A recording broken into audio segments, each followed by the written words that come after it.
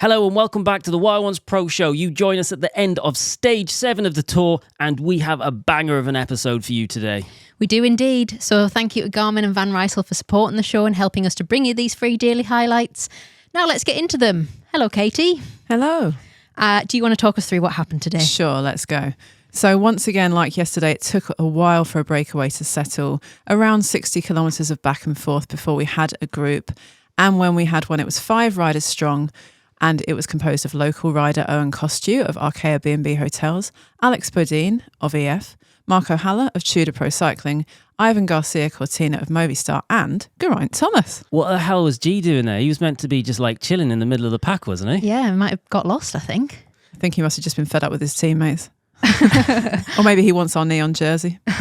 Maybe. I mean, look, it's good to see a small team like Ineos getting a bit of time in the breakaway. Definitely. The break were kept on a tight leash though. They only had about 1:30 at any one point in the day, with Alpecin chasing hard and UAE also sharing the work at the front of the peloton, with Nils Politt pushing and causing some serious suffering. The gap remained steady until the intermediate sprint, when the sprint teams took over. Once again, it was Jonathan Milan who was too strong for Biniam Girmay. He took the maximum available points after the breakaway had rolled through. The first classified climb of the day arrived with 21 kilometres remaining on the stage. And just as they did yesterday, Visma were first on the attack. Simon Yates was putting on the pace for Jonas Vingegaard. But it was home rider Owen Kostu of Arkea, the final rider left from the day's break, who stormed over the climb first.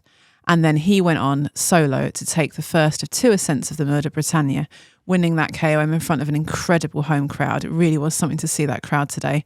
The Bretons love their cycling, and to see a home rider going over it first was pretty special. Sadly, he was caught up with 12.3 kilometres remaining, and that was the end of his day. Things took a slightly negative turn after that. We had a big crash at the back of the bunch with just over 5 kilometres to go. We did, yes. It was kind of hard to see from the camera angle we had what caused it. But here's what we did see. So João Almeida and 2 Bahrain victorious riders, Jack Haig and Santiago Buitrago, came down very hard. There was speculation that maybe it was a touch of wheels. We definitely saw Almeida's tyre come off. It's unclear at what point that happened. Anyway, they sort of started to become entangled, and then there was a ripple effect that brought down a bunch of riders behind them. The bikes were all tangled together and stuff like that. Most of the riders were able to get up and get back up the road. Haig, Buitrago and Almeida were left behind, definitely nursing some injuries there. We saw Almeida off to the side of the road. He was bent over and seemed to be holding his arms into his body. He did eventually get back on his bike and go on to finish the stage, but there were a lot of cuts, bruises and ripped clothes there. Jack Haig has sadly withdrawn. We saw him lying on the road getting some medical attention. So, yeah, sadly his tour is over. Buitrago, I think we saw come in. Yep. Yes, but nasty crash.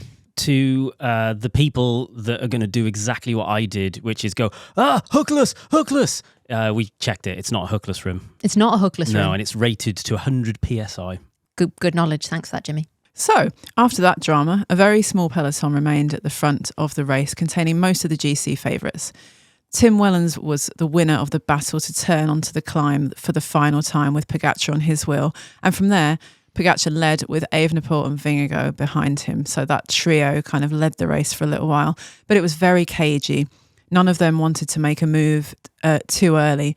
So a few more riders were able to catch on. So there was an 8-rider group remaining heading up into the final, which included Oscar Onley, Matteo Jorgensen and Jonathan Narvaez of UAE, who came through to lead out for Pogacar.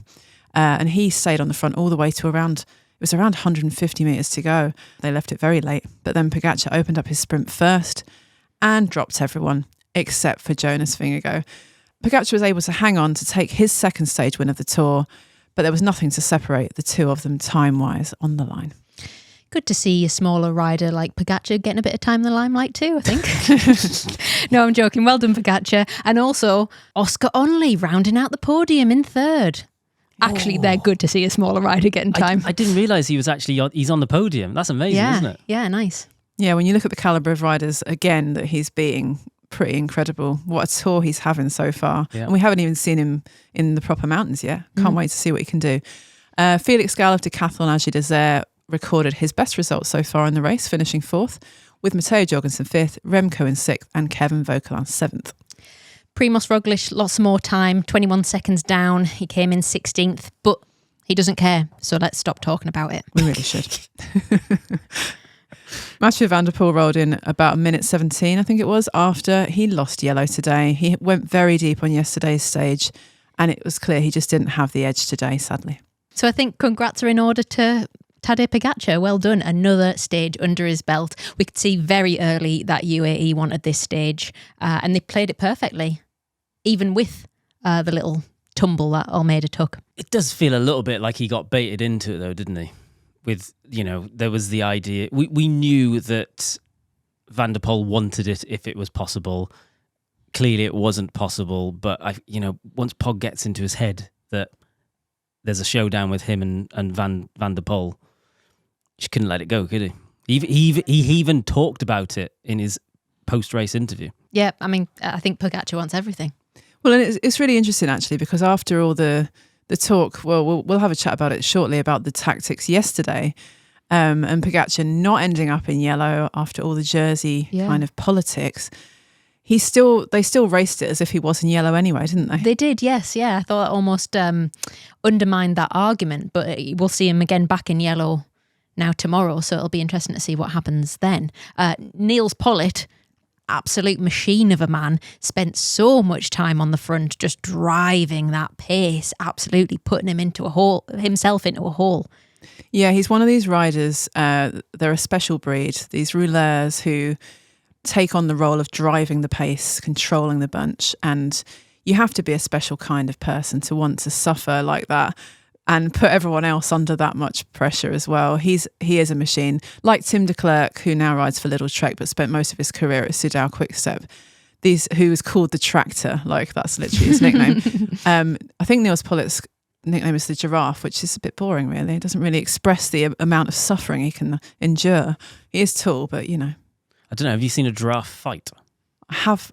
Oh, they whack each other with their necks. They do they? like a neck flicky thing. So yeah, that's true. Maybe they can deal with a lot of suffering. Yeah, it's true. But yeah, he's a complete machine. And he sort of has this grimace on his face as he's riding at the front, which I think is a grimace, but it's so close to a smile that it almost looks like he's sort of this evil genius just riding at the front of the bunch, absolutely loving life, while everyone else behind him is in pure misery. We mentioned already the Almeida injuries. He does seem to be okay. I saw him getting sort of checked over, I think, by a team manager after the race. Everything looked to be moving okay. I guess once the adrenaline's worn off of that, they'll be able to fully assess. I'm assuming, everyone's hoping that he is okay, none the least UAE, because obviously he is a key man for Pogacar, really, isn't he? Yes, absolutely. I think, and Pogacar actually expressed his concern in the post-race interview. He was like, it's been a perfect day unless something's wrong with Joao, and I really hope he's okay. Like, you could see he was actually genuinely concerned for his teammate, not just his own chances. He's a key mountain domestique, and of course he's UAE's backup plan if should anything go wrong with Pogacar. So he is vital. Like, it cannot be underestimated how important he will be for Tadej going into the big mountain stages. So on to abandons. We heard Jack Haig obviously has had to abandon the race. Also abandons today we saw Mattia Catania of Soudal Quickstep, who was suffering from some illness, apparently. Yeah, he did start the day. He was then struggling off the back and then DNF'd halfway through. So a little bit of a blow to Remco there with a domestique. Yeah, exactly. And we saw Valentin Parry-Pantra, one of his mountain domestiques. He's crashed twice, actually. I don't think we caught the first one, or at least I didn't see the first one. It might have been in the first couple of days. But he was one of the ones who crashed going through that sort of narrow chicane a couple of days ago. And he's okay at the moment. I think the body's all right for Parry-Pantra, but it's a little bit of a worry for Remco, perhaps. So what does today's stage mean for the jerseys? Well, we know Poggy's in yellow. He is also in green. And Wellens retains his polka dots and Remco is still in white. On to a more important question. Did we see any fluff-ups today? Yes, a couple. So there was some chaos in the feed zone. We had Arnaud Delis butterfingering. That sounds like something. Fingers with butters on.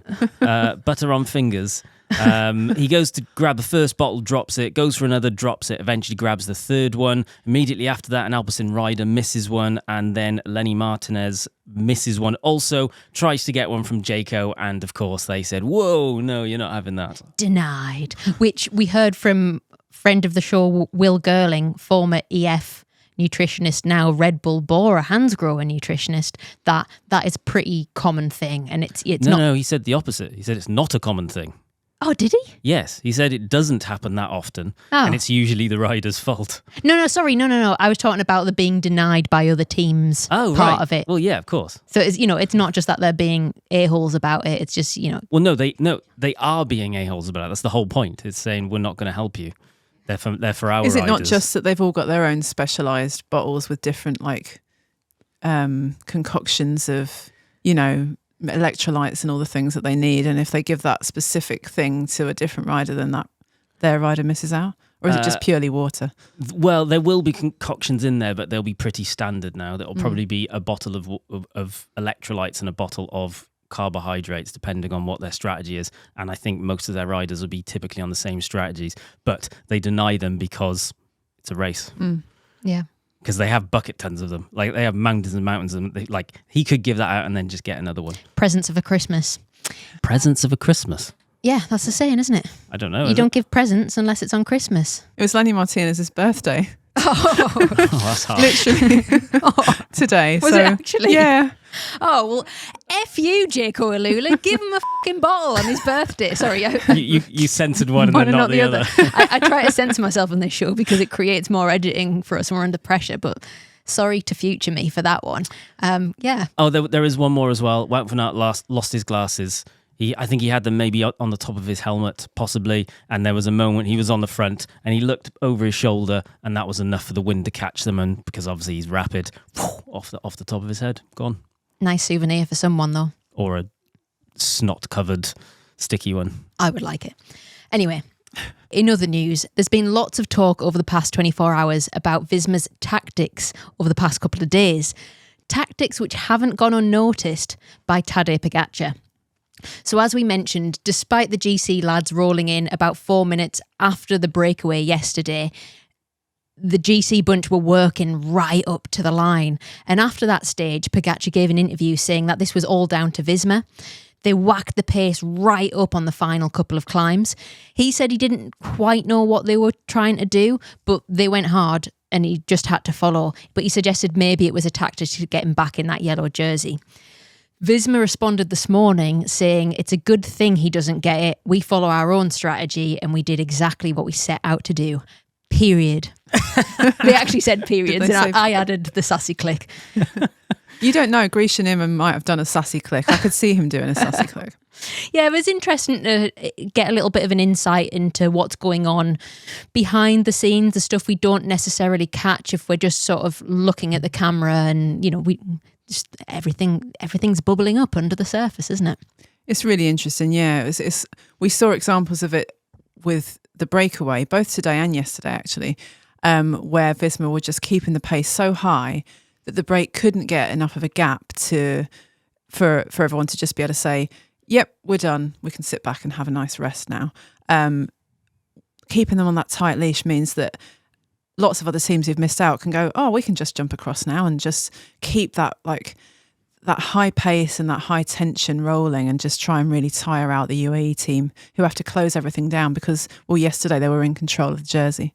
Well, a fan on Reddit thinks they've worked out what Visma strategy is going to be. We have a section on our normal show called Unpopular Opinions, and maybe this will be one of them. Do you want to sort of sum up what this fan is saying, Katie? Yeah, it's an interesting sort of theory that they've outlined. They said in the past 2 years, Pogacar's only lost races in one of two ways. Number one, against Mathieu van der Poel.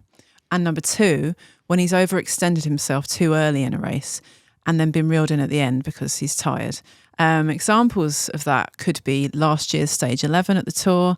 And this year we've seen him do it at the Amstel Gold Race in one of very few examples of him going off on a solo and not winning. And obviously Visma don't have Mathieu van der Poel, so the second strategy is the only one they can really use. But that's difficult because it requires Pogacar to choose to be off the front, which is the point this fan is making. And he says, the fan that is, there is a way of doing it, and it's using Pogacar's own hubris against him. So this fan argues that Pogacar doesn't want to let a rider he considers great beat him. So he gives another example, and this is an example we referred to when we were talking about the long-running GC rivalry between these two riders. Of 2022 at the Tour de France on that infamous stage 11 when he kept following Roglic, even though Roglic was way down on GC by then, just because Roglic is a rider that he respects and still feared at that point, which ultimately proved his undoing. So, and again at Amstel, he says the fan says he followed Alaphilippe's attack. Alaphilippe couldn't sustain the attack, and it led to Pogacar launching too early, which again proved his undoing. Yeah, so what this fan thinks is that Visma is currently testing the waters with Pog, and they'll potentially try and create situations where Pog thinks there's a credible threat from one of their riders. They launch an explosive attack, draw him out, isolate him, and put fatigue not only on him, but his teammates. What do you think about this theory? I think that the theory is quite sound in some respects, in that it's the respect that I think I agree with is Pogacar's hubris. He does have this need to prove himself at every given opportunity. And of course, you know, the point the fan's making about riders he respects, I guess Pogacar's not just going to chase down a random breakaway because he doesn't need to. His team would do it for him. But if somebody like Matteo Jorgensen goes off the front in a sustained attack, he has to follow it. But he should be sending teammates to do that job. But if he's been isolated already because maybe his team are tired from chasing down breakaways all day, then perhaps Pogacar's going to do that himself because he doesn't want to be seen to be not as good as another rider. But ultimately, he would have to do that anyway if he was isolated in a group with such strong GC riders. So it's sort of a moot point in some ways, but I do agree with the fact that Pogacar's need to be seen to be the best can prove like his undoing at times. We saw it, we didn't see it yesterday, but we just saw that an example of him needing to win. Like when the GC group came up to the line, he could have just rolled in at the same pace, but he had to stamp on the pedals and just go across in the lead. So it's an interesting theory, and I think there is some logic to it. Yeah, it was almost like Visma wound him up and let him go kind of thing. It's a hard one, isn't it? Because, you know, you're looking for cracks in what is almost an unbreakable armour, and Visma would be foolish not to do that. Otherwise, you know, what are they here for? But it's kind of like heavy as the head that wears the crown. Like this guy's he's almost unbeatable, and he's got kind of like things from all angles. But I guess that is what happens when you are at the top of your game. It's why we're kind of talking about sometimes you don't want the yellow jersey on you, you don't want the spotlight on you. It's easier to be an outsider and come in versus someone like him who's like all eyes are on you all the time, analysing any sort of mistake and taking advantage of any weakness. But that is the game, isn't it? Well, I think what's quite enjoyable about where we are now is it feels like a lot of the teams have accepted that Pog is an anomaly. And everyone's trying to work out how to beat him. Yeah. Because at the end of the day, he's human. He can be beaten. He isn't a sports car that's like perfect. He is a human, and there are limits to what he can physically do and how much he can do it.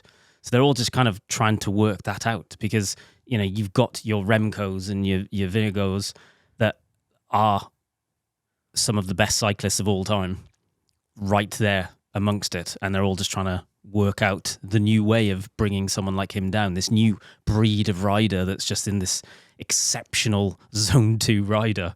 How do you defeat that rider? And probably is fatigue. But look, you know, if Visma can come up with this strategy, if a random fan on the internet can come up with a strategy, UAE can know it too. You know, like it's every team's job to not only know their strengths but know their weaknesses. Yes, but the whole point of this is he can't be controlled. he's he's very humble considering, but he rides like he knows he's the greatest. Yeah. Well, I mean, he talks like he doesn't know he's the greatest, but he rides like he knows he's the greatest, and he's almost goading the other teams to go, well, try what you want. I think that's the point, is that Visma are the only team who have the resources to try something against him, unless there was some sort of an alliance between top teams, which is, let's face it, we're just not going to see that happen to any workable effect anyway. Visma are the only ones who can meet UAE at their own game. Remco's team aren't going to be able to do it, unfortunately. They just don't have the firepower. And Visma are trying something, it's different. It's whether or not UAE know what they're doing, they still have to respond to it. And it's like we heard Alex Dowsett talking on the commentary yesterday about something that he called the currency of energy, which I found a really interesting term. It's about saving your matches and spending them when you really need to. And what Visma are trying to do is force UAE into spending matches when they ultimately shouldn't need to. They should be able to just let a breakaway go if they want to, because they're in control of the race.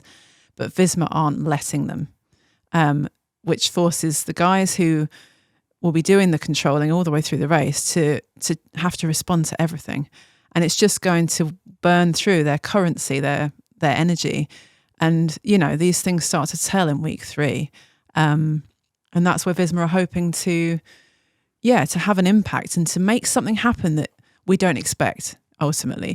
And that probably Pogacar doesn't expect, because when we've seen him lose in the past, he's been absolutely shocked. You've seen him look kind of shell-shocked by it, because his body has let him down, because he's pushed himself beyond a limit that he's still finding his own limits. And, there aren't many of them. This is it. The problem is his box of matches a jumbo box? You know what I mean? Like we just, you don't know that we almost don't know the guy's limits as yet. I think there's a lot of people who will think it's an outsider chance for Visma, but they would be silly not to try. But I think his rivalry with Van der Poel is not like if I was UAE team leaders, I'd be going, what are you doing? Yeah. Like, this isn't a classic. We're racing a 3-week race. Van der Poel's not going to be there in another week's time. Like, stop racing someone who's not even in the same race as you. Which we saw today. Yeah. That's the end, effectively, of Mathieu Van der Poel as a GC contender.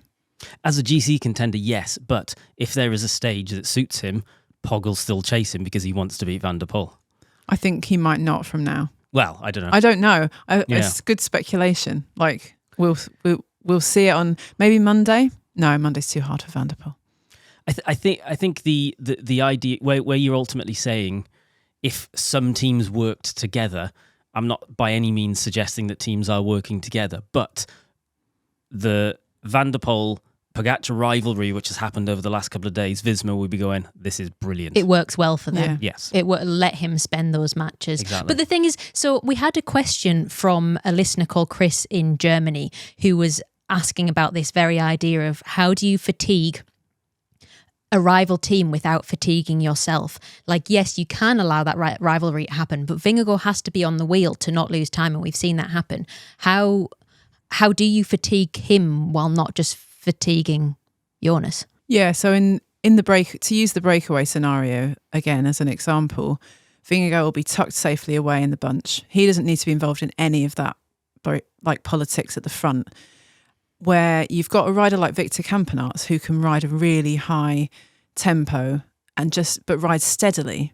So that's his style of riding. It's hard for him, but he'll be able to recoup that later on in the stage.